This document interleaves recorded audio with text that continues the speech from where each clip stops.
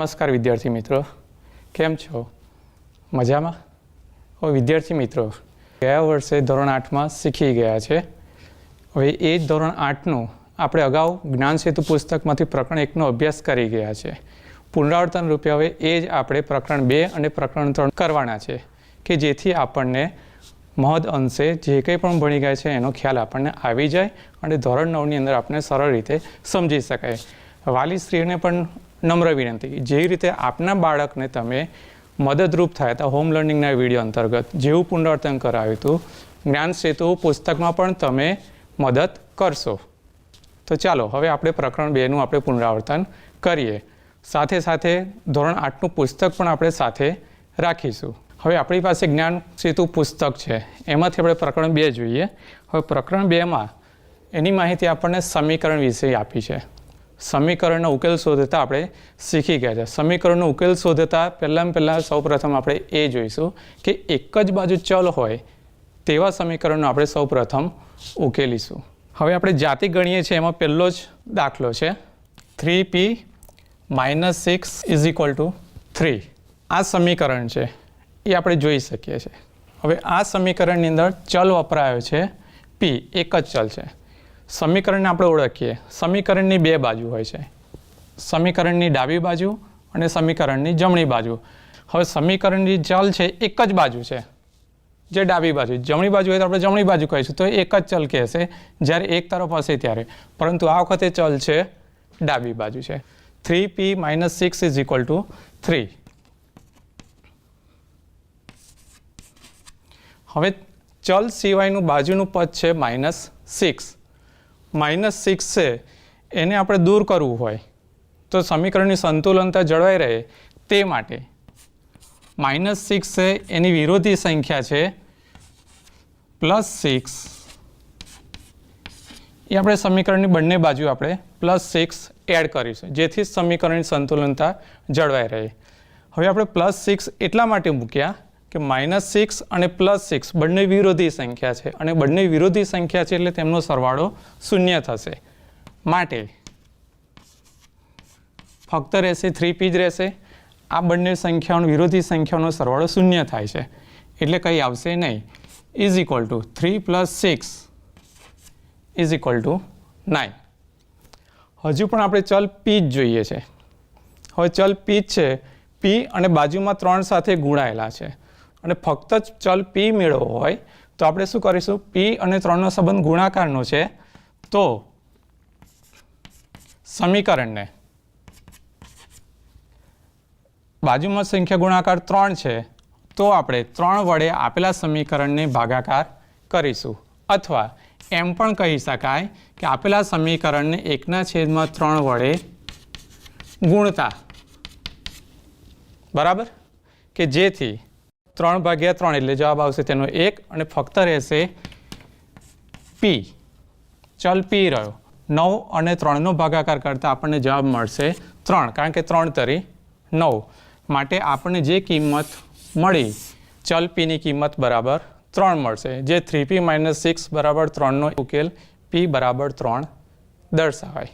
હવે બીજા અન્ય પણ એવા દાખલા છે આપણી ગણિત પુસ્તકની અંદર, એનો પણ તમે મહાવરો કરી લેશો, પુનરાવર્તન કરી લેશો. જે સમીકરણ આપેલું છે એક બાજુ ચલ હોય તેવા દાખલા આપણે જાતે ગણવા પ્રયત્ન કરીશું.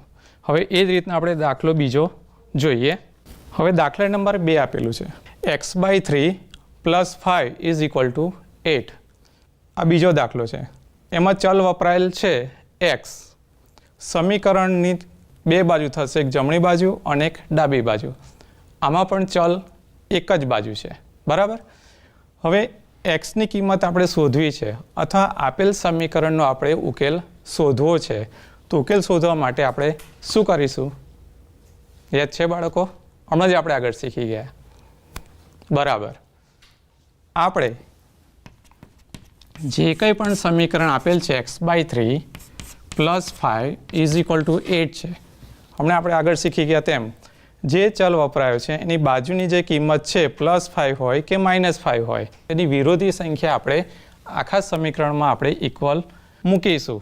+5 છે તો બંને બાજુ -5, કારણ કે બંને વિરોધી સંખ્યાનો સરવાળો શૂન્ય મળે છે. તેથી x/3 ઇઝ ઇક્વલ ટુ 8 - 5 એ આપણને ખ્યાલ આવી જશે. એનો આન્સર આવશે 3. હવે આગળના દાખલામાં 3 અને પીનો સંબંધ હતો ગુણાકાર સ્વરૂપનો હતો. હવે x અને 3નો સંબંધ છે, x અંશમાં છે અને 3 છેદમાં છે, એટલે ભાગાકાર સ્વરૂપ થયું. તો ભાગાકાર સ્વરૂપ છે આપણે x મેળવવો છે. તો આપેલ સમીકરણને આપણે ગુણાકાર 3 વડે કરીશું. તો 3 જશે, 3 જશે. અથવા એવું પણ લખી શકાય કે સમીકરણને 3 વડે ગુણતા માટે x ઇઝ ઇક્વલ ટુ 3 × 3, તો x ઇઝ ઇક્વલ ટુ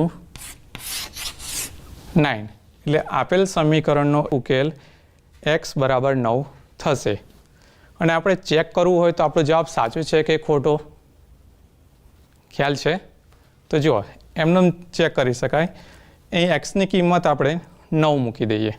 9/3 એટલે કેટલો જવાબ આવશે? 9/3 આપણે શીખી ગયા છે 3, એમાં 5 એડ કરો એટલે કેટલા મળશે? 8. એટલે આપણો જે જવાબ છે x is equal two 9 A okay છે. હવે જે આપણે આગળ સમીકરણ શીખી ગયા એનું એક વ્યવહારિક કોયડા સ્વરૂપ છે. હવે અહીં કહી દીધું છે કે બે સંખ્યાઓનો ગુણોત્તર, બે સંખ્યાઓનો ગુણોત્તર બરાબર 7/9 છે. એટલે ગુણોત્તર સ્વરૂપ છે, એટલે એનું જેટલું 7 ગણું થશે એટલી બીજી સંખ્યા 9 ગણી થશે. એટલે આપણે એમ કહી શકીએ કે બે સંખ્યા પૈકી પ્રથમ સંખ્યા બરાબર 7x છે અને બીજી સંખ્યા 9x છે. હવે શું કહે છે? આ બે સંખ્યાઓનો સરવાળો, એટલે કે આપેલી બે સંખ્યાઓનો સરવાળો 7x + 9x, આપેલી બે સંખ્યાઓનો સરવાળો 7x + 9x is equal two 272 થાય છે. હવે આપણે આગળ શીખી ગયા તેમ બંને ચલ સરખા છે, તો એનું સજાતીય સ્વરૂપ 7x + 9x 16x is equal two 272 થશે. હવે આગળ આપણે શીખી ગયા જે ચલ હતો એમાં બાજુની સંખ્યા આપણે વિરોધી સંખ્યા ઉમેરતા હતા, પરંતુ હવે આમાં બાજુમાં સંખ્યા કોઈ પણ આપી નથી. પ્લસ સ્વરૂપે એક માઇનસ સ્વરૂપે કોઈ સંખ્યા આપી નથી, પરંતુ x અને 16નો રિલેશન આપેલો છે ગુણાકારનો. તો એ ગુણાકાર આપેલા છે 16 × x છે. તો આપણે આગળ શીખી ગયા તેમ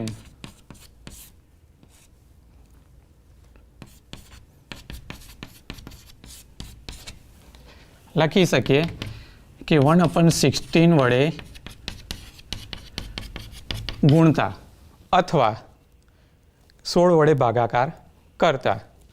તો અહીંયા 16 જતા રહેશે, 16 જતા રહેશે, માટે રહે x. 272 / 16 છે એટલે 272નો 16 વડે આપણે ભાગાકાર કરીએ રફકામમાં તો કેટલો જવાબ આવશે? કોઈ કહેશો? બરાબર, ભાગાકાર કર્યો તો તેનો જવાબ કેટલો મળે છે? 17. એટલે x ઇઝ ઇક્વલ ટુ 17. હવે એમાંની પ્રથમ સંખ્યા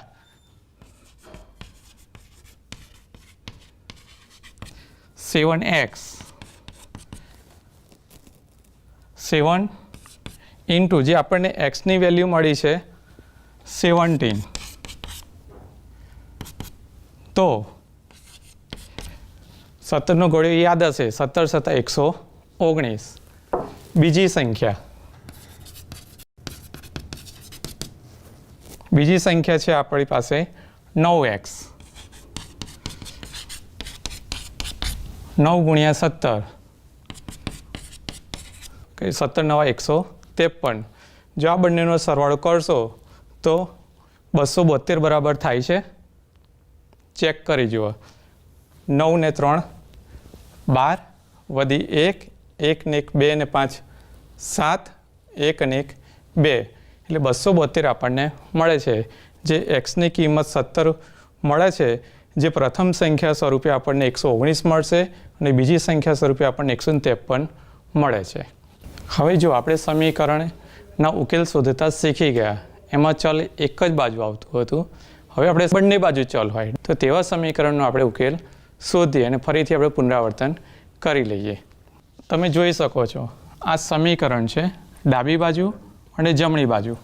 એમાં ઇક્વલની નિશાની તરફ ડાબી બાજુ જોઈએ તો પણ ચલ એક્સ આપેલ છે. ઇક્વલની નિશાની જમણી બાજુ છે તેમાં પણ ચલ એક્સ છે. એટલે આપેલા સમીકરણમાં બંને બાજુ ચલ છે. આવા જ્યારે સમીકરણ આવે તે વખતે આપણે એટલું યાદ રાખીશું, બધા ચલ એક સાઈડ કરી દઈશું અને જે ચલ સિવાયની જે કિંમતો છે એ બીજી સાઈડ કરી દઈશું. તો જુઓ 3x છે, આ 2x ધન સ્વરૂપે છે. સમીકરણની સંતુલનતા જળવાઈ રહે તે માટેને આ તરફ લાવીએ, ડાબી બાજુ લાવીશું તો -2x થશે ઇઝ ઇક્વલ ટુ. હવે જે બાકી સંખ્યા રહી 3 અને -8 છે, સમીકરણને પેલી બાજુ લઈ જઈએ. આપણે હમણાં શીખી ગયા તેમ સમીકરણની સંતુલનતા જળવાઈ રહે તે માટે -8 છે તો +8 થશે. કેમ માઇનસ ને પ્લસ થાય છે યાદ કરો. યાદ આવ્યું? બરાબર. કારણ કે આપણે હમણાં પહેલાં જ ઉદાહરણમાં જોઈ ગયા, જે આપણે દાખલો આજે ભણાવતી વખત, કે કારણ કે ચલ બાજુની કોઈ પણ કિંમત હોય આપણે એને દૂર કરવી હોય તેની વિરોધી સંખ્યા આપણે બંને બાજુ એડ કરીએ છીએ. જે -8 હોય તો આપણે +8 લઈએ છીએ, એટલે આ બાજુ પણ +8 મૂકીએ છીએ અને આ બાજુ પણ +8 મૂકીએ છીએ. તો હવે -8 છે, આ બાજુ જશે તો +8 થયા અને +2x હતા, આ બાજુ આવશે તો -2x થયા. હવે 3x - 2x આ બંને પદ આપેલા છે, સજાતીય પદ છે, બંને x ધરાવે છે. 3x - 2x એટલે ફક્ત x રહેશે. આ તો ખબર જ છે. 3 + 8 કેટલા? બરાબર 11. એટલે બંને બાજુ ચલ હોય તેવા સમીકરણનો ઉકેલ x બરાબર 11 એ આપેલ સમીકરણનો ઉકેલ છે તેમ કહી શકાય. આમાં પણ એવું છે, આપણે સમીકરણ જોઈ શકીએ છીએ. આ તરફ પણ ચલ દર્શાવે છે, આ તરફ પણ ચલ દર્શાવે, એટલે બંને બાજુ ચલ થયા. હવે એનું સાદરૂપ આપવા માટે અહીં આગળ ફક્ત 3x - 8 હતા, આમાં x - 1 છે, પરંતુ એનો સંબંધ બાજુમાં 5 સાથે ગુણાકારનો સંબંધ ધરાવે છે. આ બાજુ પણ x + 8 છે પણ કૌંસમાં છે, તો કૌંસમાં રહેલી કિંમત બાજુની કિંમત સાથે તે ગુણાકારના સ્વરૂપે છે. તો હવે એનું સાદરૂપ આપીએ આપણે 5 × x 5x - 5 × 1 5 is equal two 2 × x 2x અને 2 × 8 16 અથવા 2નો ગોળ્યો 2 × 8 16 અને 5 × 5 5નો ગુણાકાર x સાથે કરીશું 5x આવશે, 2નો ગુણાકાર x સાથે કરીશું 2x આવશે, વત્તાના વત્તા અને 2 × 8 16. આ પણ રીતે કરી શકો છો. હવે આ રીત થઈ ગઈ. ઉપરનો પહેલો દાખલો છે એના જેવી. જુઓ કે કેવી રીતે પદ ગોઠવીશું, કે x વાળા પદ એક તરફ અને x સિવાયના પદ એક બાજુ. પણ જ્યારે ડાબી બાજુથી જમણી બાજુ જાય કાં તો જમણી બાજુથી ડાબી બાજુ જાય ત્યારે તેની કિંમત બદલાઈ જાય છે. 5x બદલાઈ જાય છે એટલે કે +2x એટલે થઈ જશે -2x અને -5 છે તો આ બાજુ થઈ જશે +5.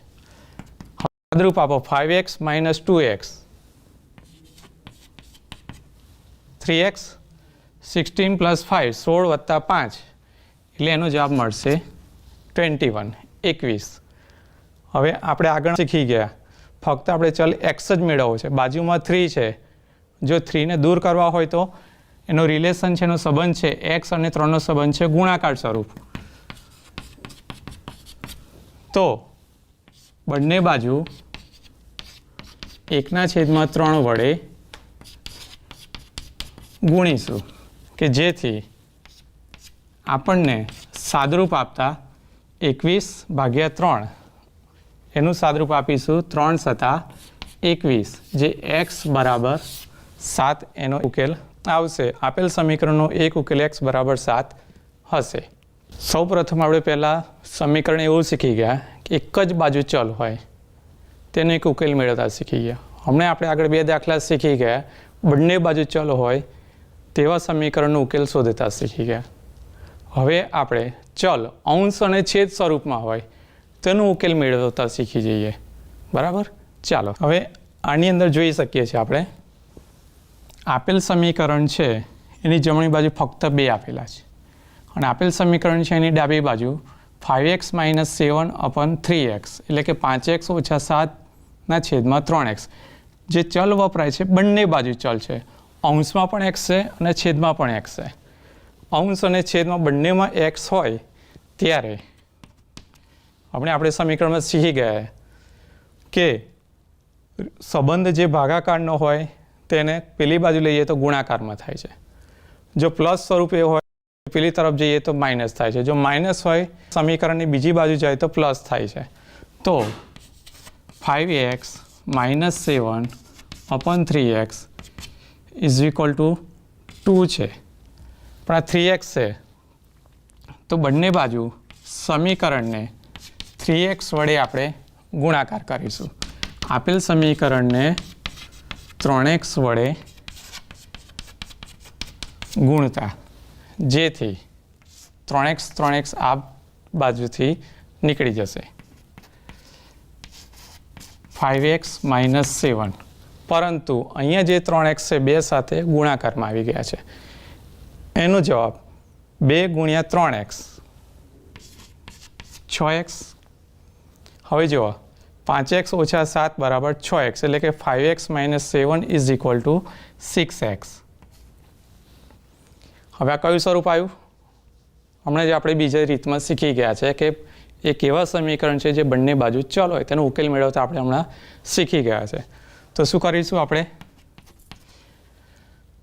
x એક બાજુ અને એના સિવાયની સંખ્યા બીજી બાજુ. તો 5x 6x આ બાજુ છે આ તરફ આવશે તો -6x. અને જો ધારો કે -6 હોય તો આ બાજુ આવશે તો +6x પણ +6x એટલે આ બાજુ આવશે -6x. એનું કારણ એ છે કે તો સમીકરણની સમતુલનતા જળવાઈ રહે. અને -7 છે તો આ બાજુ જશે તો +7. હવે આ બંને x જુઓ સજાતીય પદ થયા. 5x - 6x એનું સજાતીય પદનું આપણે સાદરૂપ આપીશું તો 5x - 6x એટલે -x ઇઝ ઇક્વલ ટુ 7. અહીંયા જે આપણને ચલ મળે છે એ x એ ઋણ સ્વરૂપે છે પરંતુ આપણે ધન સ્વરૂપે જોઈતો હોય ફક્ત xની જ કિંમત શોધવી હોય x અને આ માઇનસની નિશાની છે એટલે એનો અર્થ એ કે x એની સાથે -1નો ગુણાકારનો સંબંધ ધરાવે છે. તો -1 છે આપેલા સમીકરણને -1 વડે ગુણાકાર કરી શકો છો અથવા ભાગાકાર કરી શકો છો. કારણ કે કોઈ પણ ઋણ સંખ્યાને ઋણ સંખ્યા ગુણાકાર કરો કે ભાગાકાર કરો તેનો જવાબ હંમેશા ધનમાં જ આવે છે. તો લખી શકીએ કે -1 વડે ભાગતા તો અહીંયા આપણને મળશે x ઇઝ ઇક્વલ ટુ -7. તો આ એક એવું સમીકરણ છે જે અંશમાં અને છેદમાં ચલ રૂપે x વપરાયો છે તો તેનો જવાબ મળે છે x ઇઝ ઇક્વલ ટુ -7. જો આપણે બીજા દાખલાની રકમમાં જોઈએ તો 2y + 3 upon y - 9 is equal two 2/7. એટલે કે આપેલ જે સમીકરણ છે તેમાં અંશમાં પણ ચલ રહેલો છે અને છેદમાં પણ ચલ રહેલો છે. એવા સમીકરણનો ઉકેલ આપણે મેળવીએ તો હમણાં આપણે આગળ શીખી ગયા તેમ 7 અને 2 જે આ તરફ જશે તો ગુણાકાર સ્વરૂપ થશે. 7 × 2y + 3 is equal two 2 × y - 9 જે આપણે શીખી ગયા છે. જે ગુણાકારનો સંબંધ હોય તે ભાગાકાર સ્વરૂપમાં જાય છે અને જે ભાગાકારનો સંબંધ હોય છે તે ગુણાકારના સ્વરૂપમાં જાય છે જે આપણે આગળ શીખી ગયા. હવે અહીંયાથી 2y + 3 જે કૌંસમાં આપેલા છે એનો સંબંધ 7નો ગુણાકારનો છે. તો 7 × 2 14y પ્લસ 7 × 3 21. અને એવું હોય તો આપણે એક પ્રકારનું વિસ્તરણ જ કહી શકીએ કે 7 × 2 14y વત્તા 7 × 3 21. આ પણ આપણે એ રીતે શીખીશું. આ પણ જો y-9 અને 2 y-9નો 2 સાથેનો સંબંધ ગુણાકારનો છે. એટલે કે એનું આપણે વિસ્તરણ કરીએ કાં તો એનું આપણે કૌંસ છોડતી વખતે સાદરૂપ આપીએ તો 2 × y એટલે કે 2y માઇનસ 2 × 9 18. અને આમ જોવા જઈએ તો 2 × y એટલે 2y ઓછાના ઓછા અને ઘડિયા તરીકે આપણે બોલીએ છીએ તો 2 × 9 = 18. હવે આપેલ સમીકરણ થયું એ બીજી રીતની જેમ થઈ ગયું કે જે ચલ આપેલા છે બંને બાજુ ચલ છે. ડાબી બાજુ પણ ચલ છે અને જમણી બાજુ પણ ચલ છે. જો ડાબી બાજુ ને જમણી બાજુ ચલ હોય તો આપણે શું કરતા હતા? યાદ આવ્યું? હમણાં જ આપણે આગળ શીખી ગયા. સરસ. ચલને આપણે એક સાઈડ ગોઠવી દઈશું અને ચલ સિવાયની કિંમત બીજી બાજુ ગોઠવી દઈશું. તો 14y 2y છે તો આ બાજુ આવશે તો -2y ઇઝ ઇક્વલ ટુ અને +21 છે તો આ બાજુ જશે તો -21. નિશાની પણ કેમ બદલાય છે એ પણ આપણે આગળ શીખી ગયા કે 2y છે આ બાજુ -2y છે અને +21 આ બાજુ જાય છે તો -21, કારણ કે સમીકરણની સંતુલનતા જળવાઈ રહે તે માટે. હવે 14y - 2y 12y, કારણ કે આપેલ પદ છે સજાતીય પદ છે. 14y માંથી 2y બાદ કરીએ તો આપણને મળશે 12y. આ પણ સજાતીય પદ છે -18 અને -21. હવે આનું સાદરૂપ આપણે આપીશું. સંખ્યાઓ બંને કેવી છે? ઋણ છે. ઋણ સંખ્યા દર્શાવશે તો તેની કિંમત થશે -39. હજુ પણ આપણને ચલ સ્વરૂપે y એકલો મળતો નથી, કારણ કે બાજુમાં કિંમત છે 12 આપેલી છે. 12 અને yનો સંબંધ છે પાછો ગુણાકારનો. જો ગુણાકારનો સંબંધ છે 12ને તો આપેલા સમીકરણને આપણે 1/12 વડે ગુણીશું તો આપણને ફક્ત ચલ સ્વરૂપે y મળી રહેશે, જે આપેલા સમીકરણનો ઉકેલ કહીશું. માટે y બરાબર -39/12. હવે આવા જે બીજા વધારાના અન્ય દાખલા છે સમીકરણના એ જાતે ગણવા પ્રયત્ન કરશો, બરાબર. અને પુનરાવર્તન પણ સ્વરૂપે ચોપડીમાંથી પણ દાખલા મળી રહેશે, એમાં પણ રીતથી તમે સમજી લેશો. હવે બાળકો, આપણે હવે પ્રકરણ 3માં પુનરાવર્તન સ્વરૂપે આપણે આગળ શીખી ગયા છે. એમાં સૌ પ્રથમ આવતું હતું બહુકોણ. બહુકોણના પણ પાછા 2 પ્રકાર આવતા હતા, નિયમિત બહુકોણ અને અનિયમિત બહુકોણ. નિયમિત બહુકોણ કોને કહેવાય? યાદ છે? હા, બરાબર. નિયમિત બહુકોણ એટલે કે એવો બહુકોણ કે જે બહુકોણની દરેક બાજુનું માપ સરખું હોય અને તેના ખૂણાના માપ સરખા હોય તો તેને આપણે નિયમિત બહુકોણ કહીએ છીએ.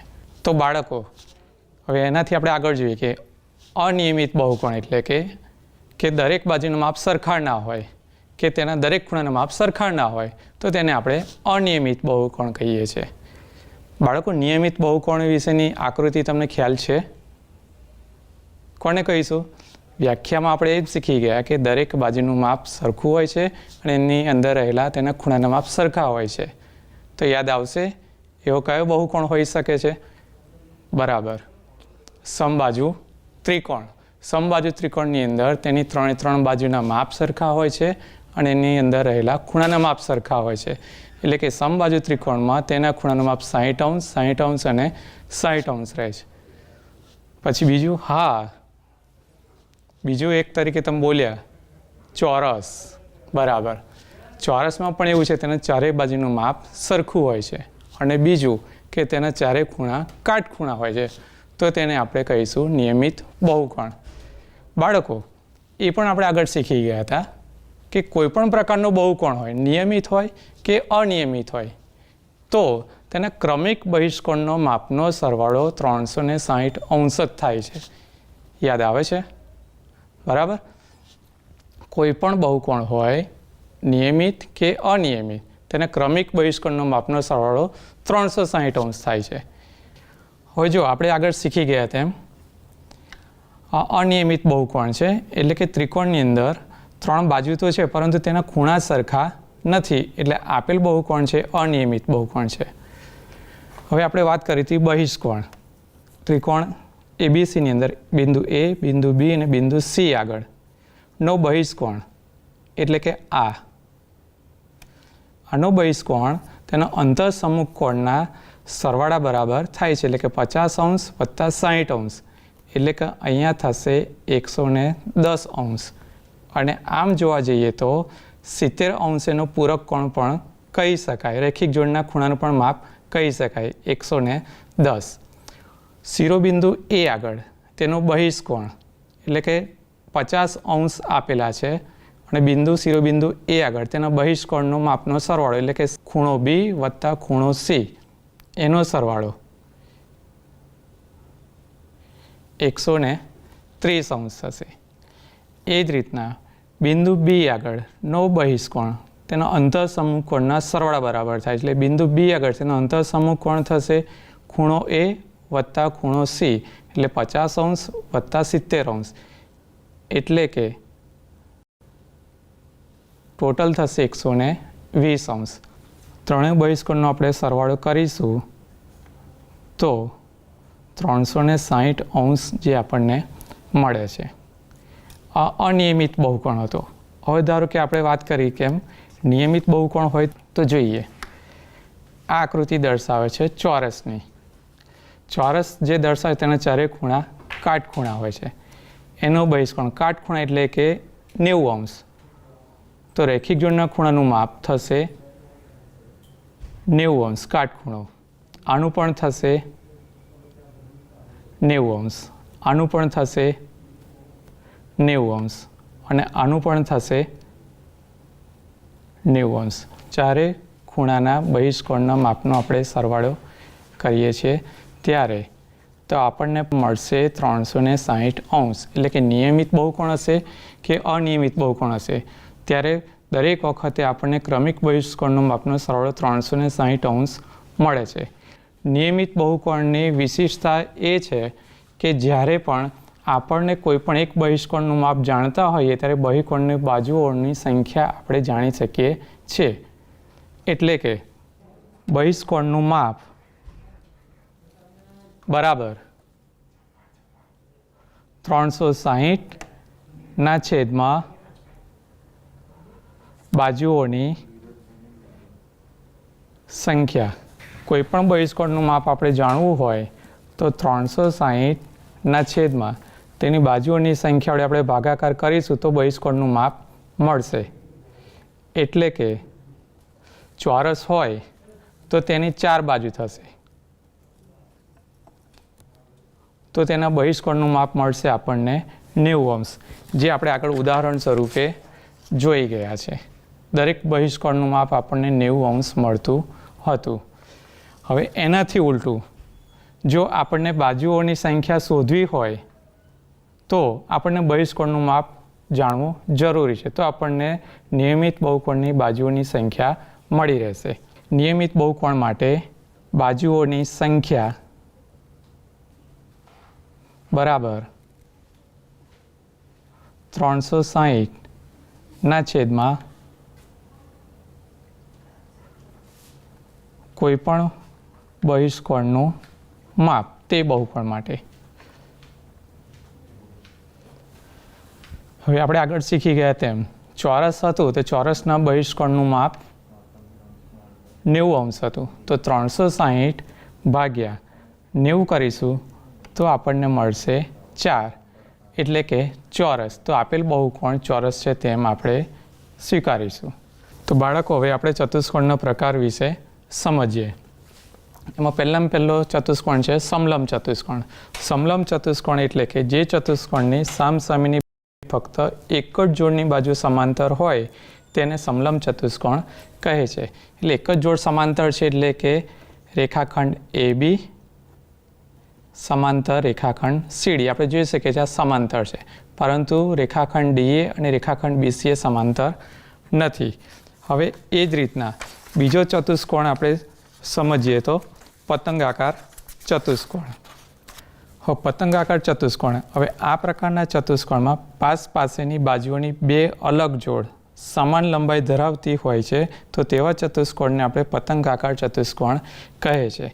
એટલે કે આમાં જોઈએ તો રેખાખંડ એડી અને રેખાખંડ એબી એ બાજુઓ સમાન લંબાઈ ધરાવે છે. એ જ રીતના રેખાખંડ સીડી અને રેખાખંડ સીબી એ પણ સમાન લંબાઈ ધરાવે છે. પતંગાકાર ચતુષ્કોણની વિશેષતા એ છે કે તેના બંને વિકર્ણો પરસ્પર કાટખૂણે છેદે છે અને એક જ વિકર્ણ દુભાગે છે, બીજો વિકર્ણ દુભાગતો નથી. આ તેની વિશેષતા છે. પછી એ જ રીતના આપણે ચતુષ્કોણ જોઈએ તો સમાંતર બાજુ ચતુષ્કોણ.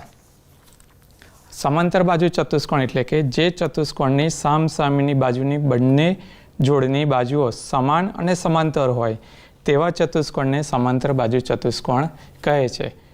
રેખાખંડ એડી સમાંતર રેખાખંડ બીસી અને રેખાખંડ એબી સમાંતર રેખાખંડ સીડી. આ જેટલી બાજુનું માપ હશે એટલું જ સામેની બાજુનું માપ સરખું હશે. પછી જેટલું એબી હશે એટલું જ સીડી હશે. સમાંતર બાજુ ચતુષ્કોણની વિશેષતા એ પણ છે કે સમાંતર બાજુ ચતુષ્કોણના સામસામેના ખૂણાઓના માપ સમાન હોય છે. એટલે કે અહીંયા જે કંઈ પણ ખૂણો હશે એ જ સામેનું ખૂણાનું માપ સરખું હશે, એટલે કે એકરૂપ હોય છે. ખૂણો એ એકરૂપ ખૂણો સી. પછી સમાંતર બાજુ ચતુષ્કોણના પાસેના ખૂણાઓના માપ એકબીજાના પૂરક હોય છે. પાસેના ખૂણા એટલે કે ખૂણો ડી અને ખૂણો એ બંને ખૂણાના માપનો સરવાળો 180 અંશ થશે. એ જ રીતના ખૂણો એ અને ખૂણો બીનો સરવાળો કરીશું તો પણ તે બંને ખૂણાના માપનો સરવાળો 180 અંશ થાય છે. ખૂણો બી વત્તા ખૂણો સી એ પણ બંને ખૂણાના માપનો સરવાળો 180 અંશ થાય છે. ખૂણો સી વત્તા ખૂણો ડી એ પણ બંને ખૂણાના માપનો સરવાળો 180 અંશ થાય છે. બીજું સમાંતર બાજુ ચતુષ્કોણની વિશેષતા એ છે કે તેના બંને વિકર્ણો સમાંતર બાજુ ચતુષ્કોણના બંને વિકર્ણો એકબીજાને દુભાગે છે. જો આ વિકર્ણોનું માપ 10 સેન્ટીમીટર હશે તો બંને 5-5 સેન્ટીમીટર થઈ જશે. જો આ વિકર્ણનું માપ 8 સેન્ટીમીટર હશે તો 4-4 સેન્ટીમીટર થઈ જશે. હવે સમબાજુ ચતુષ્કોણ એટલે કે જે સમાંતર બાજુ ચતુષ્કોણમાં બધી બાજુઓની લંબાઈ સમાન હોય તેને સમબાજુ ચતુષ્કોણ કહે છે. સમબાજુ ચતુષ્કોણ એ સમાંતર બાજુ ચતુષ્કોણ જ છે. જે સમાંતર બાજુ ચતુષ્કોણના ગુણધર્મો છે એ જ સમબાજુ ચતુષ્કોણના ગુણધર્મો છે. બીજું આની અંદર એક અગત્યનો ગુણધર્મ એ છે કે સમબાજુ ચતુષ્કોણના વિકર્ણો પરસ્પર એકબીજાને દુભાગે છે ખરા, તે કઈ જગ્યાએ દુભાગે છે? કાટખૂણે દુભાગે છે. પછી આપણે આગળ ચતુષ્કોણ જોઈએ તો લંબચોરસ એ પણ સમાંતર બાજુ ચતુષ્કોણ જ છે. જે સમાંતર બાજુ ચતુષ્કોણના બધા ખૂણા સમાન માપના હોય તેને લંબચોરસ કહે છે. ખૂણો એ, ખૂણો બી, ખૂણો સી અને ખૂણો ડી ચારે ચાર ખૂણા તેના કાટખૂણા દર્શાવે છે. આના પણ ગુણધર્મો સમાંતર બાજુ ચતુષ્કોણના જ ગુણધર્મો હોય છે. સામસામેની બાજુનું માપ સરખા હોય છે, સમાંતર હોય છે, તેના સામસામેના ખૂણા એકરૂપ હોય છે અને પાસેના ખૂણા પૂરક હોય છે. આ લંબચોરસ વિશે હતું. હવે લંબચોરસનો અગત્યનો પણ ગુણધર્મ એ છે બીજો કે લંબચોરસના વિકર્ણોના માપ સરખા હોય છે અને બંને વિકર્ણો એકરૂપ હોય છે. જો એસીનું માપ 10 સેન્ટીમીટર હશે તો વિકર્ણ બીડીનું પણ માપ 10 સેન્ટીમીટર જ હશે. આ એક લંબચોરસનો ગુણધર્મ છે. ચોરસમાં પણ એનો ગુણધર્મ સમાંતર બાજુ ચતુષ્કોણ જેવા જ છે. તેની સામસામેની બાજુઓ સમાંતર હોય છે, તેની સામસામેની બાજુનું માપ પણ સરખા હોય છે અને તેના ચારે ખૂણા કાટખૂણા હોય છે. અને એનો અગત્યનો ગુણધર્મ એ છે કે બંને વિકર્ણો પરસ્પર કાટખૂણે દુભાગે છે. જેવી રીતે કે સમબાજુ ચતુષ્કોણમાં આપણે શીખી ગયા હતા તેના વિકર્ણો પરસ્પર કાટખૂણે દુભાગે છે, તેમ ચોરસમાં પણ એ જ ગુણધર્મ ધરાવે છે વિકર્ણો માટે. હવે ઉદાહરણ 5માં ચતુષ્કોણ ABCDમાં AB સમાંતર CD છે. ખૂણો C બરાબર 108 અંશ હોય તો ખૂણા બીનું માપ શોધો. હવે આપણે ચતુષ્કોણ ABCD છે A બી, સી અને ડી. હવે તેમાં એક ખૂણાનું માપ 108 અંશ આપી દીધેલું છે. બીજું આપણને કંઈ ગુણધર્મ કહી દીધેલો છે જે એ બી સમાંતર સીડી. તેમાં જોઈએ તો એ બી સમાંતર સીડી તથા બીસી તેની છેદિકા થાય. આ જે બીસી છે તે તેની છેદિકા થશે, એટલે કે છેદિકાના એક જ તરફના અંતઃકોણો. જ્યારે સમાંતર બાજુઓ હોય ત્યારે તેની છેદિકા આવે ત્યારે એક જ તરફના અંતઃકોણોનો માપનો સરવાળો 180 અંશ થાય છે. માટે ખૂણો એ બી સી વત્તા ખૂણો બી સી ડી બરાબર 180 અંશ. એમાં એ બી સી આપણને બી સી ડી બરાબર 108 અંશ આપી દીધેલા છે, એટલે કે તેની કિંમત આપણે 108 અંશ લઈશું. હવે આપણે આગળ સમીકરણમાં શીખી ગયા તેમ આ કિંમત સમીકરણની ડાબી બાજુથી જમણી તરફ લઈ જઈએ તો વિરોધી થશે, જેથી સમીકરણની સમતુલનતા જળવાઈ રહે.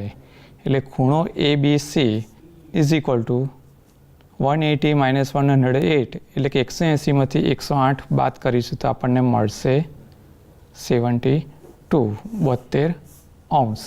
બરાબર. હવે આ જ રીતના દાખલા આપણે આગળ કરી શકીશું, જે ચોપડીની અંદર પુનરાવર્તન સ્વરૂપે આપણે લઈ શકીએ છીએ.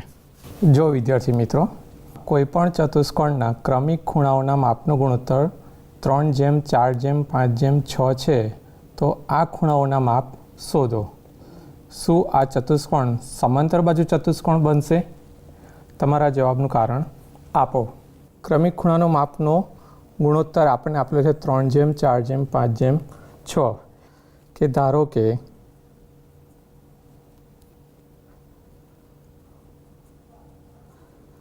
ચતુષ્કોણના ખૂણાઓના માપ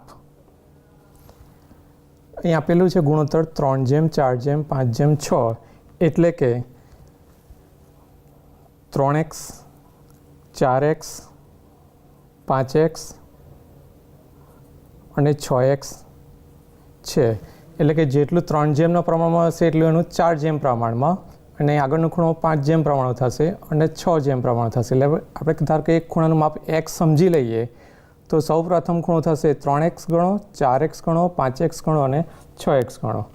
હવે આપણે એ પણ જાણીએ છીએ કે ચતુષ્કોણના ચારેય ખૂણાના માપનો સરવાળો 360 અંશ થાય છે. માટે આપણને 4 ખૂણા આપેલા છે. પહેલો ખૂણો તરીકે 3x, બીજો ખૂણો આપેલો છે 4x એટલે પ્લસ 4x, પછી ત્રીજો ખૂણો આપેલો છે 5x એટલે પ્લસ 5x, અને ચોથો ખૂણો આપેલો છે 6x એટલે પ્લસ 6x. એટલે ચતુષ્કોણના ચારેય ખૂણાનો માપનો સરવાળો બરાબર 360 અંશ થશે. હવે આપેલા પદ છે બધા સજાતીય પદ છે, એટલે કે x વાળા છે, એટલે સજાતીય પદ હોવાથી આપણે એનો સરવાળો કરી શકીશું. 3x + 4x + 5x + 6 હશે, એટલે કે 3 ને 4 7, 7 ને 5 12, 12 ને 6 18x. જાતે બાળકો સરવાળો પણ કરી જોજો. માટે 18x બરાબર 360 અંશ. બીજું કે હમણાં આપણે જ પ્રકરણ 2માં શીખી ગયા છે સમીકરણની અંદર આપણે એ પણ શીખી ગયા હતા x અને 18નો સંબંધ છે ગુણાકારનો. આપણને ચલ xની કિંમત મેળવવી છે, તો x અને 18નો સંબંધ ગુણાકાર હોવાથી 18 આપણે દૂર કરવા હોય તો આપણે શું કરતા હતા? યાદ છે? સરસ. આપણે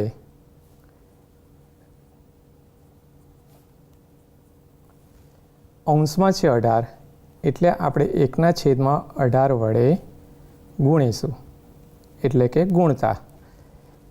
એટલે છેદમાં 18 અને 360/18, જેથી આપણને ચલ xની કિંમત મળી રહેશે. માટે x બરાબર હવે કોઈ કહેશે કે 18ના ઘડિયામાં 36 આવશે. આમ તો છે 360, એને આપણે આમ પણ લખી શકીએ છીએ કે 36 ગુણ્યા 10, એટલે 18નો ઘડિયો આપણને ઉપયોગમાં આવશે. 18ના ઘડિયામાં 36 ક્યારે આવશે બાળકો? 18 દુ 36. સરસ. હવે રહેશે કિંમત 2 ગુણ્યા 10, માટે એક્સની કિંમત આપણને મળશે 20 અંશ. એટલે કે હવે આ જ એક્સની કિંમત આપણે જે ખૂણાઓના માપ હતા 3x, 4x, 5x અને 6x, બરાબર? તો હવે આપણે એક્સની કિંમત આપેલા ખૂણાઓની અંદર મૂકીશું. તો 3x બરાબર 3xની કિંમત 20 અંશ હતી, એટલે પ્રથમ ખૂણો આપણને મળશે 60 અંશ. 20 તરી 60. બીજો ખૂણો હતો 4x, એટલે કે 4 ગુણ્યા 20 અંશ, એટલે 20 ચોક 80 અંશ. પછી જુઓ તો આગળનો ખૂણો આપણને કેટલો આપેલો છે?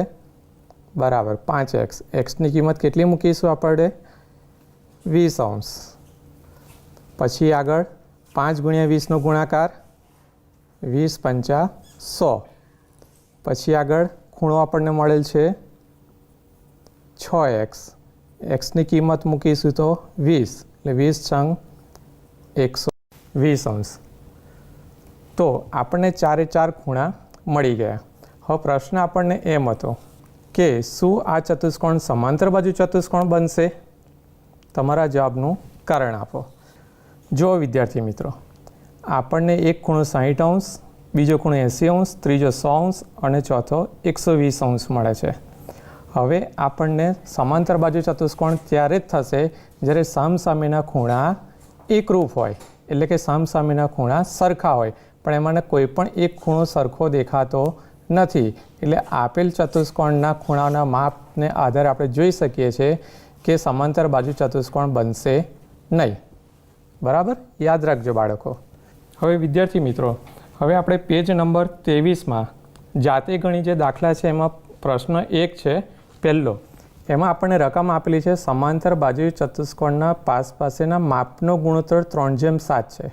પણ આપણે અહીંયા પાસ પાસેના ખૂણાઓનું આપણે કરીશું. પાસ પાસેના ખૂણાઓના માપનો ગુણોત્તર 3:7 છે. તો દરેક ખૂણાનું માપ શોધો, જે આ જ્ઞાન સેતુ પુસ્તક છે એમાં તમે કરી દેશો. હવે આપણે એનો જવાબ મેળવીએ. સમાંતર બાજુ ચતુષ્કોણના પાસ પાસેના ખૂણાઓનું માપ. હવે પાસ પાસેના ખૂણાનું માપ, સમાંતર બાજુ ચતુષ્કોણ આપણે ABCD દોરેલ છે. હવે એમાં પાસ પાસેનો ખૂણો કોઈ પણ તરીકે આપણે લઈએ તો ખૂણો A અને ખૂણો B આપણે લઈએ છીએ. ખૂણો B અને ખૂણો C પણ લઈ શકીએ છીએ, ખૂણો C અને ખૂણો D પણ લઈ શકીએ છીએ, ખૂણો D અને ખૂણો A પણ લઈ શકીએ છીએ. સૌ પ્રથમ આપણે ખૂણો A અને B લઈએ. તો હવે આપણે આગળ દાખલો શીખી ગયા તેમ કે એક માપ ખૂણો A બરાબર ધારો કે 3x છે અને B બરાબર 7x છે. આગળના દાખલામાં આપણે જોયું કે સમાંતર બાજુ ચતુષ્કોણ નથી, કારણ કે તેના સામસામેના ખૂણાનું માપ સરખા નથી. બીજું કે સમાંતર બાજુ ચતુષ્કોણના પાસ પાસેના ખૂણાના માપનો સરવાળો 180 અંશ થાય છે. માટે પાસ પાસેના ખૂણો એટલે કે માપ ખૂણો A વત્તા માપ ખૂણો B બરાબર 180 અંશ. હવે A બરાબર આપણને મળેલ છે 3x, B બરાબર 7x બરાબર 180. માટે 3x વત્તા 7x સજાતીય પદ હોવાથી 10x બરાબર 180. ફરી પાછું સમીકરણ આવ્યું. સમીકરણમાં આપણે આગળ શીખી ગયા છે કે x અને 10નો સંબંધ ગુણાકારનો છે. આપણે ફક્ત ચલ xની કિંમત મેળવવી હોય અને 10ને દૂર કરવા હોય તો આપણે સમીકરણની બંને બાજુ 1/10 વડે ગુણીશું, જેથી આપણને ચલ x મળી રહેશે. માટે x બરાબર, અને અહીંયા આગળ આપેલ છે 180/10, એટલે 0 0 જતા રહેશે, એટલે મળશે ફક્ત 18 અંશ. માટે એક્સની કિંમત આપણને મળી 18 અંશ. હવે દરેક ખૂણાનું માપ શોધો. એ બરાબર આપણે લીધું હતું, માપ ખૂણો એ બરાબર આપણે લીધું હતું 3x. એટલે એક્સની કિંમત આપણને મળે છે 18. એટલે 3 ગુણ્યા 18, 18નો ઘડિયો યાદ કરો તો બાળકો કેટલા મળે છે? 18 તરી 54. સરસ. હવે એ જ રીતના માપ ખૂણો બી બરાબર કેટલું આપણને આપેલ છે? 7x. એટલે કે 7 ગુણ્યા એક્સની કિંમત મૂકીશું 18. એટલે કે 18 ગુણ્યા 7 કેટલો થશે? કરી જુઓ તો બાળકો. યાદ આવ્યું? 126 અંશ. માટે હવે તો દરેક ખૂણાનું માપ શોધો. હવે આપણને એ મળેલ છે 54 અંશ. બીજું આપણને મળેલ છે 126 અંશ. દરેક ખૂણાનું માપ શોધવું એટલે સી અને ડી રહ્યા. પણ દરેક ખૂણાનું માપ મેળવવું હોય તો આપણને બે ખૂણા માપ ખબર હોય તો બાકીના બે ખૂણાનું માપ આપણને ખબર પડી જાય. કારણ કે સમાંતર બાજુ ચતુષ્કોણ હોય તો સામસામેના ખૂણા એકરૂપ હોય, એટલે કે સરખા હોય છે. કે 54 છે તો આ પણ ખૂણો સી બરાબર 54 અંશ થશે, અને ખૂણો બી બરાબર 126 છે તો ખૂણો ડી બરાબર પણ 126 અંશ થશે. હવે સમાંતર બાજુ ચતુષ્કોણની સામસામેની બાજુઓના માપ 3x + 2 અને 5x - 4 હોય તો બાજુઓના માપ શોધો. આપણને ખ્યાલ છે સમાંતર બાજુ ચતુષ્કોણ હોય તો તેની સામસામેની બાજુનો માપ સરખા હોય છે. એટલે કે એક બાજુનું માપ આપણને આપેલું છે 3x + 2 અને બીજી બાજુનું માપ આપણને આપેલું છે 5x - 4. સમાંતર બાજુ ચતુષ્કોણ હોવાથી સામસામેની બાજુના માપ સરખા હોય છે. માટે 3x + 2 = 5x - 4. આ પણ આપણે હમણાં સમીકરણમાં શીખી ગયા છે. ચલ સમીકરણની બંને બાજુ આવ્યું હોય એ પ્રમાણેનું સમીકરણ છે. તો આપણે શું કરતા હતા? જ્યારે સમીકરણની બંને બાજુ ચલ હોય તો બરાબર ચલ એક બાજુ સમીકરણની બાજુ કરતા હતા અને ચલ સિવાયની સંખ્યા બીજી બાજુ કરતા હતા. માટે 5x 3x છે 3x છે તો પેલી બાજુ જશે તો -3x, અને -4 છે આ બાજુ આવશે તો +4. ખબર જ છે કે આ બાજુ જશે તો માઇનસનું પ્લસ થશે, પ્લસ તો માઇનસ થશે, કારણ કે સમીકરણનું સંતુલન જળવાઈ રહે. માટે 2 + 4 6, 5x - 3x એટલે કે 2x. હજુ પણ આપણને ચલ x છે એની સાથે 2 આપેલા છે, એનો રિલેશન છે ગુણાકારનો. તો હજુ ફક્ત x આપણે કિંમત શોધવી હોય તો શું કરીશું બાળકો? બરાબર આપણે આપેલ સમીકરણને 1/2 વડે ગુણીશું. એટલે 1/2 અને 6/2 એટલે 2 જતા રહેશે. અને આ તો ખ્યાલ હશે જ બાળકો, 2ના ઘડિયામાં 6 ક્યારે આવશે? કારણ કે 6/2 છે તો 2નો ઘડિયો યાદ કરો તો 2 તરી 6. માટે x = 3. હવે બાજુઓનું માપ શોધવાનું છે. તેમાં એક બાજુનું માપ બરાબર 3x + 2 છે તો એમાં xની કિંમત આપણે 3 મૂકીશું +2 એટલે કે 3 તરી 9 +2 એટલે કે 11. તો એક બાજુનું માપ આપણને 11 મળ્યું. હવે બીજી બાજુનું માપ પણ આપણે શોધવાનું છે. તો બીજી બાજુનું માપ કેટલું આવશે? એનો જવાબ આપણને રકમ પરથી જ ખ્યાલ આવી જશે. કારણ કે સમાંતર બાજુ ચતુષ્કોણની સામસામેની બાજુનું માપ સરખા હોય છે. તો આપણે એ પણ ચેક કરવી જોઈએ. બીજી બાજુનું માપ પણ આપણે શોધી લઈએ. એટલે 5xની કિંમત આપણને મળી હતી 3 - 4, 5 તરી 15 માંથી 4 જશે તો આપણને મળશે 11. જોયું બાળકો, બીજી બાજુનું માપ પણ આપણને 11 મળ્યું. એટલે સમાંતર બાજુ ચતુષ્કોણની સામસામેની બાજુનું માપ સરખું હોય છે. એટલે આપેલ રકમ મુજબ એ બાજુનું માપ 11 સેન્ટીમીટર થશે. હવે વિદ્યાર્થી મિત્રો, પેજ નંબર 23 પર જાતે ગણી છે દાખલા નંબર 5. એમાં આપણે એક રકમની અંદર સુધારો કરવાનો છે. જોઈ લેજો કે પતંગાકાર ચતુષ્કોણ કાઇટ KITE માં ITE બરાબર 80 અંશ તથા આઈ કે ઈ બરાબર 70 અંશ હોય તો કે આઈ ટી, હવે આપણને જ્ઞાન સેતુ પુસ્તકમાં કે આઈ ટી બરાબર 80 અંશ આપેલા છે, પરંતુ એ આપણે લેવાના નથી, એ ધ્યાન રાખજો. એની અંદર આપણે કે આઈ ટી અને કે ઈ ટીનું શોધો. તો હવે આપણે આ દાખલાને સમજીએ અને ગણીએ.